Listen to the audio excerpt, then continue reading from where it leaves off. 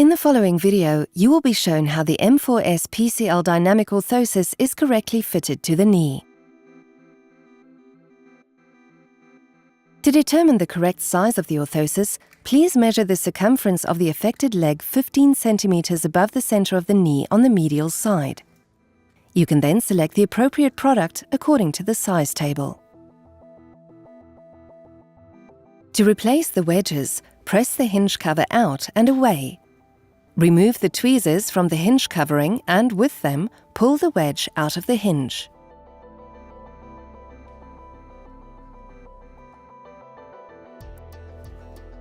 To ensure correct positioning, all wedges are labeled with the respective function and the corresponding degree setting.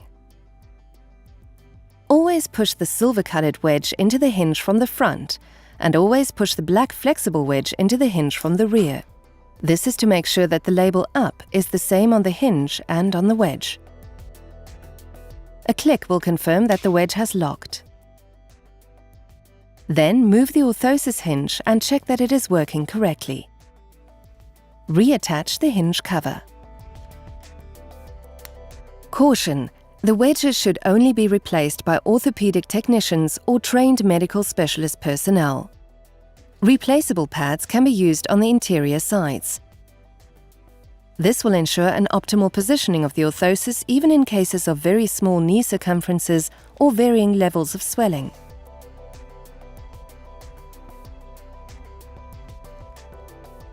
Ensure that all belts are unfastened. It is best if you pull all belts out of the plastic eyes and close up the Velcro straps to prevent damage to clothing during application. Pull the tensioning dial out until you hear a click. Now pull the support pad out until it stops and re-lock the tensioning dial.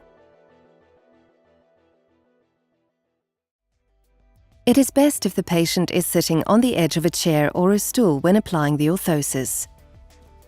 The leg should be bent approximately 70 degrees. Now hold the injured leg at the calf and stretch the orthosis out over the knee. Position the orthosis such that the center of the hinge is located at the height of the upper edge of the kneecap. The belts should be fastened in the correct order to ensure an optimal effect and a secure fit for the orthosis.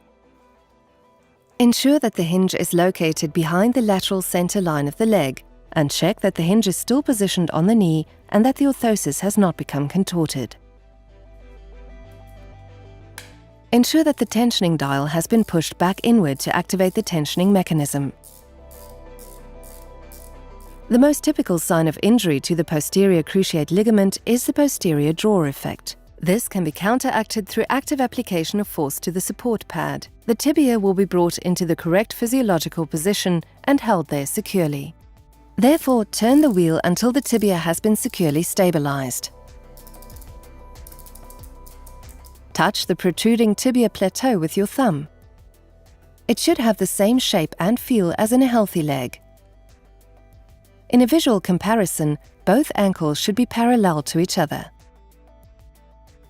The indicators on the guide bars can be used as a reference for the position of the support pad. You can achieve additional stabilization by fastening the tibia belt. This must always be the last belt to be fastened. The belt, however, is not a necessity. To be certain that the orthosis is positioned correctly, you should have the patient take a couple of steps. Once again, check for correct position and, if necessary, regulate the belt so that the orthosis is positioned securely on the leg. The pad and covers can be washed by hand with cold water and a mild cleaning agent. Let the pad and cover air dry.